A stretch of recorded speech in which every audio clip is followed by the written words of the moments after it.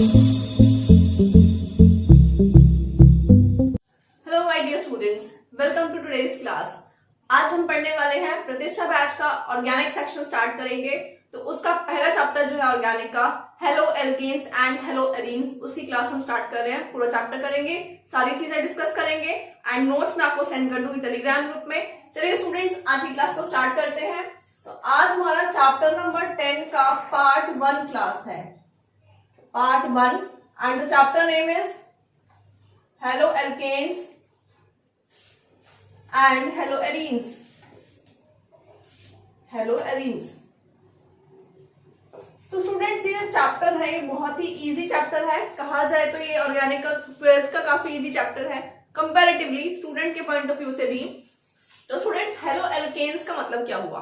Hello means halogens, alkene मतलब alkene जिसमें carbon carbon के बीच में सिंगल बॉन्ड्स होते हैं, डबल या ट्रिपल बॉन्ड्स नहीं होते हैं। तो ये बनाए कैसे जाते हैं बच्चों? देखो, अगर हम हाइड्रोजन को रिप्लेस कर दें, रिप्लेस्ड बाय हैलोजन, देख लीजिए, hydrogen is replaced by halogen, मतलब हाइड्रोजन को हम लोग रिप्लेस कर दें हैलोजन से फ्रॉम हाइड्रोकार्बन, कोई हाइड्रोकार्बन है वहां से, तो क्या बन जाता है? तो वहां पे हेलो एरीन्स या फिर हेलो एल्केन्स बन जाते हैं। एग्जाम्पल देती हूँ मैं यहाँ पे आपको। पहली बात तो कुछ स्टूडेंट्स सोच रहे होंगे मैम हेलोजेंस बताइए, बट आप 12th में हो तो मैं मान के चल रही हूँ आपको पता होगा हेलोजन क्या होता है। Halogen is group number 17 elements. तो ग्रुप नंबर 17 के एलिमेंट्स हैं फ्लोरीन, क्लोरीन, ब्रोमीन, आयोडीन, इनको हम हेलोजेंस कहते हैं। अगर इनको लगा दिया जाए, हेलोजन लगा दिया जाए हाइड्रोजन को रिप्लेस करके, तो वहां बन जाता है हमारा हेलो एल्केन या फिर हेलो एरीन। मैं एग्जाम्पल बताती हूँ। अगर इसको बच्चों रिप्रेजेंट करा जाता है, एक्स से रिप्रेजेंट किया जाता है, अल्फाबेट एक्स से। अगर मेरे पास ये एक हाइड्रोकार्बन है, जो आपको पता है कि ये क्या है, ये एक मीथेन है, मीथेन का मॉलिक्यूल है। तो इस मीथेन में बच्चों अगर हाइड्रोजन को हटा करके कोई भी हेलोजन लगा दिया जाए, तो ये क्या बन जाएगा? उस केस में अगर मैं यहाँ पे क्लोरो लगा दूं, क्लोरीन लगा दूं, तो उस केस में ये क्या बन जाता है? Halo alkane. ठीक है, एल्केन बनेगा। बट अगर यहाँ पे जो कार्बन है जिसके साथ में हमने एक्स लगाया है या हेलोजन लगाया है, वो कार्बन मान लीजिए बेंजीन रिंग का पार्ट है, ठीक है, बेंजीन रिंग का अगर पार्ट होता है, तो उस केस में हम इसको कह सकते हैं ये एक हेलो एरीन है।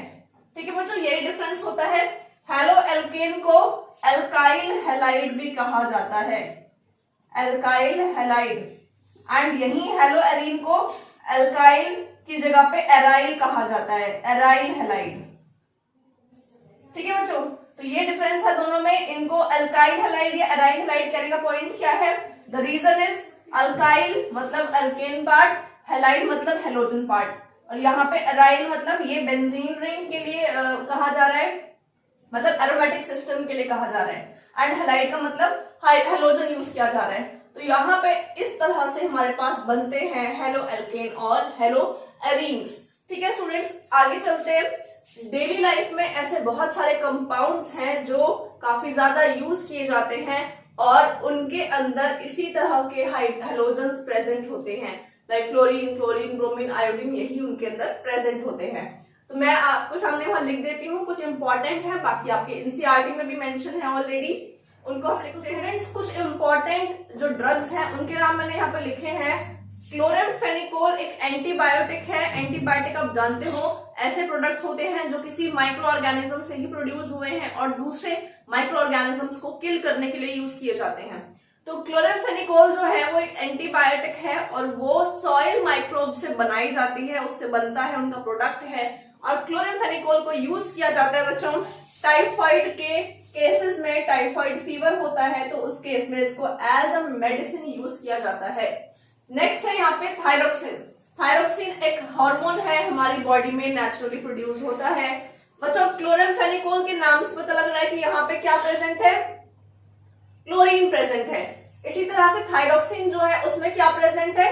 उसके अंदर प्रेजेंट होता है आयोडीन। तो ये एक हार्मोन है जो हमारी बॉडी में होता है, एंड इसका काम क्या होता है थायरोक्सिन का? Thyroxine is required in our body, अगर इसकी डेफिशिएंसी हो जाए तो it can cause goitre.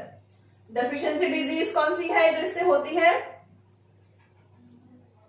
Goitre कर देती है, ठीक है। ये आपका थायराइड ग्लैंड जो होता है वो नेक एरिया में होता है, उससे रिलेटेड एक डिजीज है। नेक्स्ट है क्लोरोक्वीन। क्लोरोक्वीन जो होती है बच्चों वो सिंथेटिक कंपाउंड है। सिंथेटिक मतलब मैन मेड है, नेचुरली कंपाउंड नहीं मिलता है। एंड ये कंपाउंड जो है वो मलेरिया को ट्रीट करने के लिए यूज किया जाता है, मलेरिया को ट्रीट करने के लिए। इसके अलावा कुछ ऐसे कंपाउंड्स भी हैं जो कंप्लीटली फ्लोरिनेटेड है, मतलब उनके अंदर से फ्लोरीन प्रेजेंट होता है। ऐसे कंपाउंड्स यूज किए जाते हैं सर्जरीज के टाइम पे एनेस्थीसिया की फॉर्म में, मतलब एनेस्थेटिक ड्रग है जिससे आप कह सकते हो कि कॉन्शियसनेस थोड़ी कम हो जाती है। और उस केसेस में क्या कर सकते हैं हम लोग, कॉन्शियसनेस जब कम होती है तो सर्जरीज प्रैक्टिस की जाती हैं, तो वो एक हेल्पफुल रहता है पेशेंट के लिए कि उसको पेन फील नहीं होता है। तो ऐसे भी कंपाउंड जो है फ्लोरीन से बनाए जाते हैं। तो स्टूडेंट्स आगे चलते हैं, आगे हम लोग डिस्कस करेंगे क्लासिफिकेशन।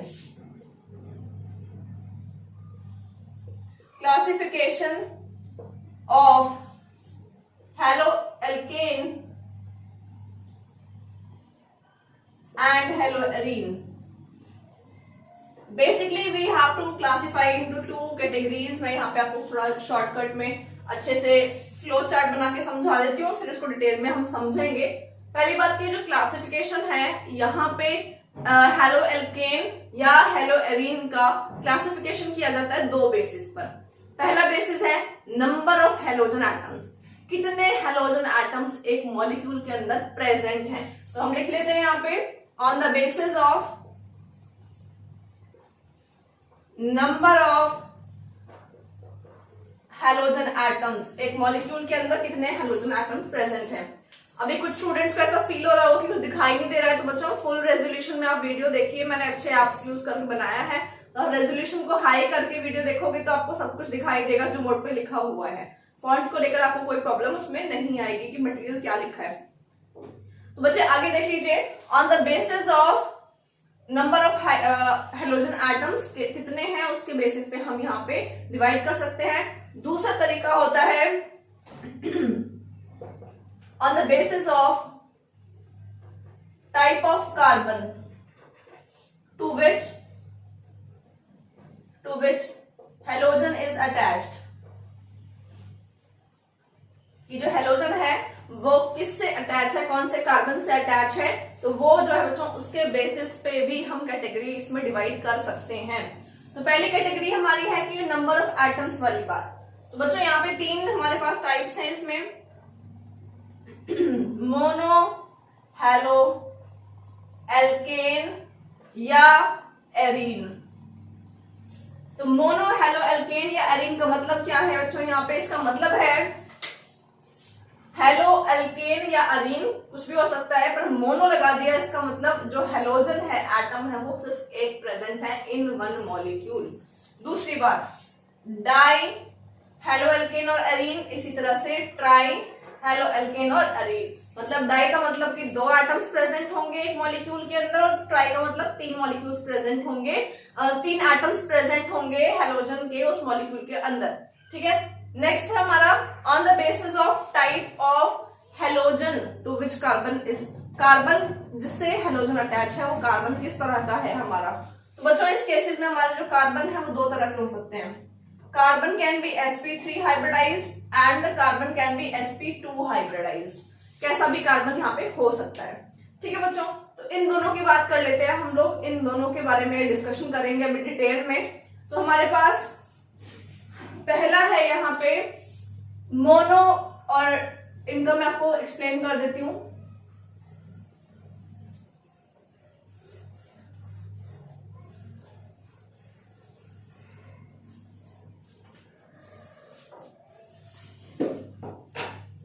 तो बच्चे पहले हम लोग ये वाला डिस्कशन करते हैं, दिस साइड पहले ए पार्ट को डिस्कस कर लेते हैं, बाद में बी पार्ट को डिस्कस करेंगे। तो ए पार्ट को डिस्कस करते हैं। तो चलिए स्टूडेंट सबसे पहले डिस्कस करते हैं हम ए पार्ट को, मोनो हेलो एल्केन या डाई या ट्राई किस तरह के होते हैं। मान लीजिए एक मॉलिक्यूल में CH2 CH2 CH2 इस तरह से है, और यहाँ पे जो है वो CH3 हो जाता है, CH3 है, ये भी CH3 है, और यहाँ पे एक जो हाइड्रोजन था, मान लीजिए CH3 था, उसको एक हाइड्रोजन को हटा करके यहाँ पे लगा दिया जाता है X। ठीक है, यहीं पे दूसरी कंडीशन देखते हैं, CH3 CH2 CH2, और यहाँ पे लगा दिया जाता है एक X यहाँ पे और एक यहाँ पे, मतलब एक हेलोजन एटम यहाँ इस कार्बन पे और एक हेलोजन एटम यहाँ पे। तीसरा केस देखते हैं, तीनों कार्बन के पास में अगर हम इसी तरह से हेलोजन एटम्स लगा दें तो कितने हो जाते हैं, यहाँ पे टोटल 3 हेलोजन एटम्स हो जाते हैं। तो स्टूडेंट्स अब देख लीजिए, इसको हम क्या बोलेंगे, मोनो कहा जाएगा इसको, है ना, मोनो हेलो एल्केन, और इसी तरह से ये डाई कहा जाएगा बिकॉज यहाँ पे 2 हेलोजन्स हैं, और इसको ट्राई कहा जाएगा बिकॉज यहाँ पे 3 हेलोजन्स हैं।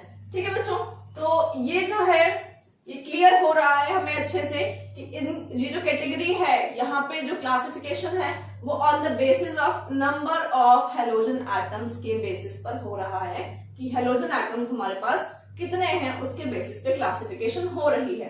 तो फर्स्ट टाइप तो यही है, on the basis of number of halogen atoms. तो स्टूडेंट्स अब चलते हैं नेक्स्ट टाइप पे, पार्ट बी। पार्ट बी क्या कहता है, on the basis of type of carbon, कि हमारा कार्बन जो है वो कैसा है। तो बच्चों इसमें क्या है, एक्चुअली देख लीजिए क्लासिफिकेशन क्या क्या बनेगी, type of carbon on which halogen is attached.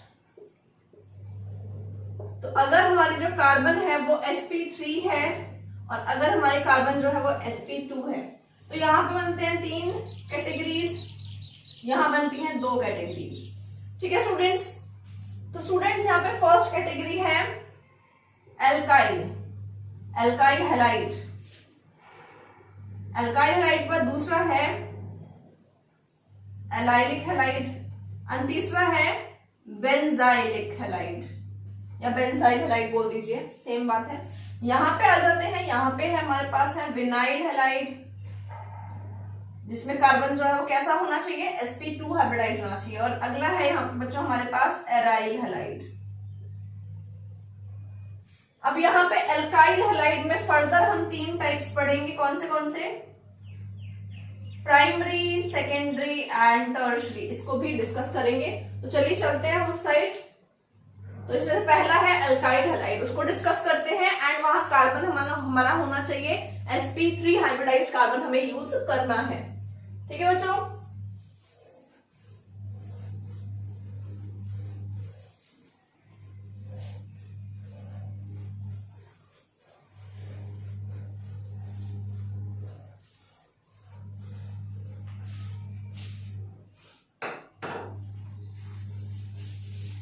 तो स्टूडेंट्स यहाँ पे हमारे पास सबसे पहले है अल्काइल हैलाइड। इसका जो है बी पार्ट का फर्स्ट वन जो हम डिस्कस करने वाले हैं वो है अल्काइल हैलाइड, अल्काइल हैलाइड।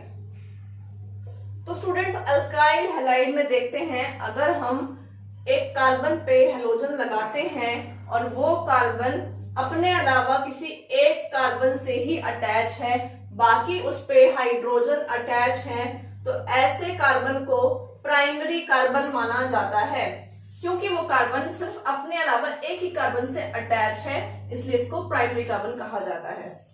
दूसरा केस है जब कार्बन जिस पे हेलोजन अटैच है इस पे 2 कार्बन अटैच हो जाएं, 2 कार्बन की कोई स्पीशीज लगी हुई है जिसको मैं R और R' से रिप्रेजेंट कर रही हूं, और उस पे एक हाइड्रोजन प्रेजेंट है, तो बच्चों इसको सेकेंडरी कार्बन कहा जाएगा, बिकॉज ये कार्बन अपने अलावा 2 और कार्बन से अटैच है।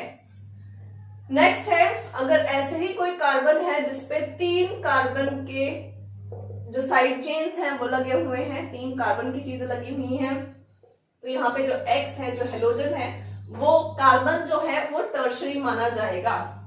ठीक है स्टूडेंट्स, तो हमारे पास प्राइमरी, सेकेंडरी, टर्शरी तीनों तरह के हमने मॉलिक्यूल्स देख लिए हैं, तो इनको कहा जाता है प्राइमरी अल्काइल हैलाइड। ये क्या है, ये है सेकेंडरी अल्काइल हैलाइड, और ये है टर्शरी अल्काइल हैलाइड। तो हमारे पहली कैटेगरी हो गई अल्काइल हैलाइड, और बच्चों यहाँ जो कार्बन है वो तीनों केसेस में जो कार्बन लिया गया है वो एक sp3 हाइब्रिडाइज्ड कार्बन है। ठीक है, कौन सा कार्बन है? sp3 hybridised carbon. अब आप में से कुछ बच्चे होंगे कि मैम ये तो बुक में भी लिखा है पर हमें पता कैसे चलेगा कि sp3 हाइब्रिडाइज्ड है, आप हमें बेसिक्स तो बताओ। मैं आपको बता देती हूँ, जिस बच्चे को नहीं पता कि sp3 या sp2 कैसे निकालते हैं। बच्चों, अगर कार्बन के चारों तरफ जो बॉन्ड्स हैं वो चारों सिग्मा बॉन्ड्स हैं। सिग्मा बॉन्ड मतलब सिंगल बॉन्ड जो होता है वो सिग्मा बॉन्ड होता है, डबल बॉन्ड में एक सिग्मा और एक पाई होता है, और ट्रिपल बॉन्ड में एक सिग्मा और 2 पाई होते हैं। ठीक है, तो अब आपको ये ध्यान रखना है। अब इस कार्बन में आप देख रहे हो 4 सिंगल बॉन्ड्स हैं, तो इसका मतलब ये भी सिग्मा, ये भी सिग्मा, ये भी सिग्मा और ये भी सिग्मा, क्योंकि आपको पता है सिंगल बॉन्ड सारे के सारे सिग्मा बॉन्ड्स होते हैं।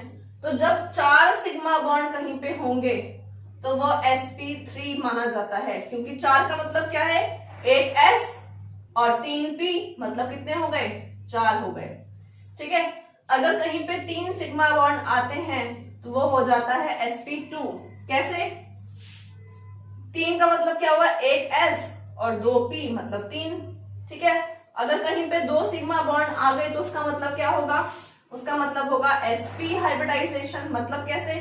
एक s और एक p ऑर्बिटल, इसका मतलब 2 सिग्मा बॉन्ड्स हो गए। ठीक है, तो बच्चों हमने सिग्मा बॉन्ड्स गिनने होते हैं। सिग्मा बॉन्ड्स गिन लीजिए और लिख दीजिए वो कौन सा हाइब्रिडाइजेशन है। मैंने ये उनको बताया है जिन बच्चों को नहीं पता था।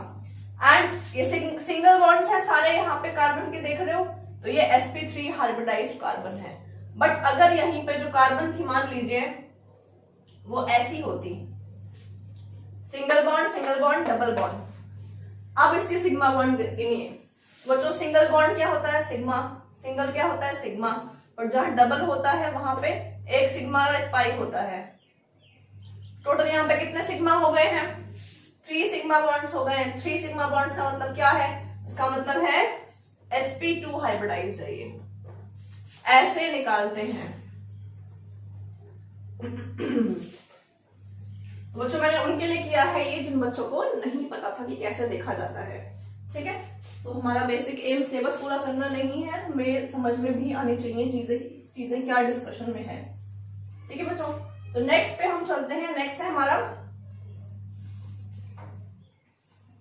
रब कर दिया एक्चुअली, एलाइलिक वाला। ठीक है, एल्काइल वाला हमने डिस्कस कर लिया, एलाइलिक डिस्कस करते हैं, फिर बेंजाइलिक डिस्कस करेंगे। ठीक है, तो हमारा बी पार्ट का सेकंड पार्ट क्या है यहाँ पे? Allylic halide. एलाइलिक हैलाइड, तो बच्चों एलाइलिक हैलाइड कैसा होता है? एलाइलिक हैलाइड का मतलब होता है कि कार्बन जो है जिससे हेलोजन अटैच है उस कार्बन के नेक्स्ट कार्बन पर double bond. Students, allylic halide क्या होता है? एलाइलिक हैलाइड होता है कि अगर डबल बॉन्ड पे जो कार्बन्स हैं, जो कार्बन डबल बॉन्ड बना रहे हैं, उसके अगले कार्बन पर हेलोजन का अटैच होना। अगले कार्बन पे अगर हेलोजन अटैच होगा तो 2 बॉन्ड्स फ्री रहेंगे ना, जिसपे हाइड्रोजन लगाया जा सकता है ना। तो अगर मैं इसको ऐसे देखा जाए तो जहां डबल बॉन्ड है उसके अगले कार्बन पर X का अटैच होना या हेलोजन का अटैच होना, ये कंडीशन होती है एलाइलिक हैलाइड। अगर मैं इसी कंडीशन को साइक्लिक रिंग में देखना चाहूं तो डबल बॉन्ड अगर यहाँ पे है तो इस डबल बॉन्ड के अगले कार्बन पर, मतलब यहाँ पर इस कार्बन पे अगर X अटैच होगा तो ये कंडीशन कौन सी होगी? ये कंडीशन होगी एलाइलिक हैलाइड। ठीक है बच्चों, कौन सी कंडीशन होगी? ये एलाइलिक हैलाइड होगी। अब हम क्या पढ़ रहे थे? हमारी कैटेगरी क्या थी कि कार्बन जो है वो sp3 हाइब्रिडाइज होना चाहिए। तो देखो बच्चों, जिस कार्बन पे X अटैच है उस कार्बन के अगला जो कार्बन है क्या वो sp3 अटैच है? देखें अगर इसको तो नहीं, सॉरी, जिस कार्बन पे अटैच है वो sp3 हाइब्रिडाइज होना चाहिए। तो ये कार्बन पे एक बॉन्ड तो ये रहा सिंगल, एक ये होगा X वाला, एक ये हो गया और 2 हाइड्रोजन वाले हो गए। ठीक है ना, तो ये कंडीशन है ना, ये कंडीशन तो है, तो इसमें सारे सिग्मा बॉन्ड है ना। तो क्या है ये? sp3 हाइब्रिडाइज्ड है ना। तो इसका मतलब जो एलाइलिक कंडीशन है वो sp3 कार्बन पे X अटैच है, वो हमने चेक कर लिया। सिमिलरली यहाँ पे भी जो ये पॉइंट है ये sp3 हाइब्रिडाइज्ड कार्बन होगी, एक हाइड्रोजन भी वहां होगा जो हम जब बॉन्ड लाइन स्ट्रक्चर बनाते हैं तो वहां पे नहीं दिखाते हैं। एंड जिस बच्चे के थोड़े बेसिक्स कमजोर हैं ऑर्गेनिक के, वो जब मैं 11th में ऑर्गेनिक पढ़ाऊंगी तो उसको भी थोड़ा ध्यान रखेंगे, उसके भी क्लासेस करेंगे साथ साथ, तो आपको इजी रहेगा। ठीक है स्टूडेंट्स, तो नेक्स्ट आ जाते हैं बेंजाइलिक पर। बच्चों बेंजाइलिक जो है हमारी नेक्स्ट कैटेगरी है थर्ड। तो स्टूडेंट्स नेक्स्ट है हमारे पास बेंजाइलिक हैलाइड। इसका मतलब क्या है? बेंजाइलिक का मतलब है कि बेंजीन रिंग वाला कोई सिस्टम है या एरोमेटिक कोई सिस्टम है, उसके नेक्स्ट कार्बन पे जो उस बेंजीन रिंग को या एरोमेटिक रिंग से अटैच जो कार्बन है, उस कार्बन पे अगर X अटैच है, ठीक है, तो उस कंपाउंड को हम बेंजाइलिक कंडीशन में कह सकते हैं कि यहाँ बेंजाइलिक कंडीशन है। जैसा कि दूसरा एग्जांपल मैं दूं तो अगर कोई आप देख रहे हैं ये बेंजीन है, एरोमेटिक सिस्टम है, तो यहाँ पे अगर कोई कार्बन है उस पे अगर हेलोजन अटैच है एंड इस कार्बन पे बच्चों अगर मान लीजिए जैसे यहाँ पे दोनों हाइड्रोजन थे, बट अगर मैं कहूं कि एक हाइड्रोजन और एक पे R लग गया, कोई ग्रुप कोई भी ग्रुप लग गया, या फिर तीसरा कंडीशन में लेती हूँ जिसपे बेंजीन रिंग थी, ठीक है, मतलब वही एरोमेटिक सिस्टम है हमारा, और उसी पे कार्बन है और उसी के साथ में यहाँ पे दो R ग्रुप लगे हुए हैं और यहाँ पे लगा हुआ है हमारा हेलोजन। तो अगर हमें इसको प्राइमरी सेकेंडरी टर्शरी में लगाना हो तो हम कैसे लगाएंगे? बच्चों यहाँ पे जो आप कंडीशन देख रहे हो, ये कार्बन कैसा है तो तीनों कंडीशंस में कार्बन हमारी sp3 हाइब्रिडाइज्ड, बट ये जो कार्बन है ये इस पे दोनों हाइड्रोजन है, तो ये प्राइमरी हमारी कार्बन हो जाती है। यहाँ पे जो कार्बन है वो हमारी सेकेंडरी कार्बन है। क्यों बच्चे? क्योंकि ये कार्बन इस पे भी अटैच है और यहाँ से भी अटैच है, तो दो कार्बन से अटैच है, और ये कार्बन सिर्फ एक कार्बन से अटैच है, इसलिए सेकेंडरी हो गया। और यहाँ पे देखिए ये कार्बन बच्चों, एक कार्बन, दूसरे कार्बन और तीसरे कार्बन, तीन से अटैच है, सो ये टर्शरी हो गया। पर तीनों जगह पे बेंजाइलिक हैलाइड इनको कहेंगे बिकॉज ये कंडीशन फॉलो हो रही है। नेक्स्ट आते हैं हम लोग, ये थी हमारी बी पार्ट की थर्ड पार्ट हमने डिस्कस कर लिया। अब हम चलते हैं बी पार्ट के फोर पार्ट पे, ठीक है, जिसका नाम है विनाइलिक हैलाइड। विनाइलिक हैलाइड कब होता है, ठीक है, इसको डिस्कस करते हैं। तो बच्चे विनाइल ग्रुप,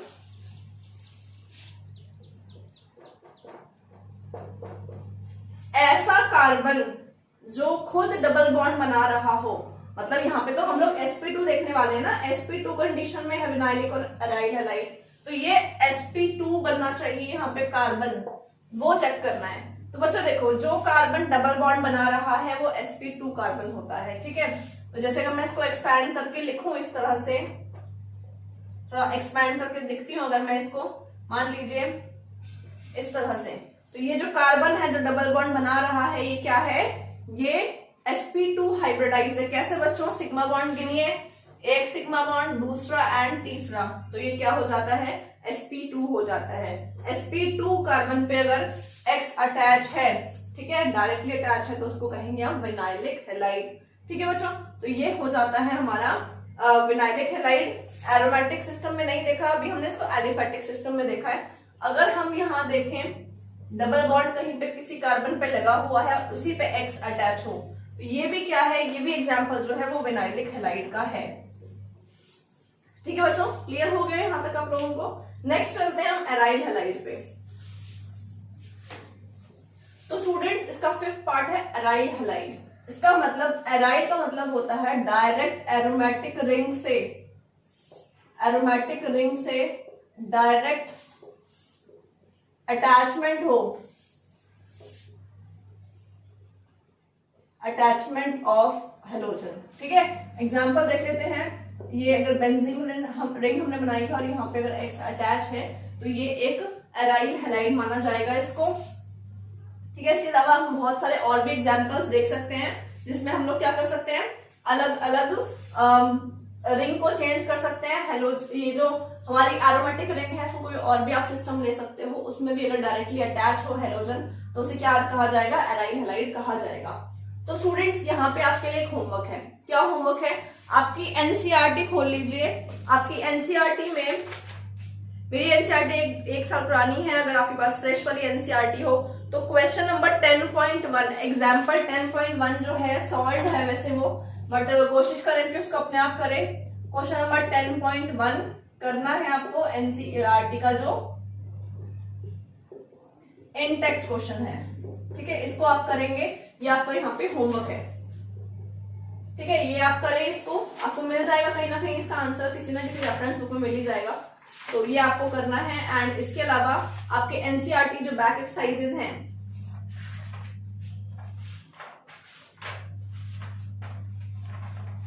वहां देख लीजिए, वहां पे भी आपको क्वेश्चन मिलेगा इसी तरीके का जो आज के टॉपिक से कवर हो रहा होगा।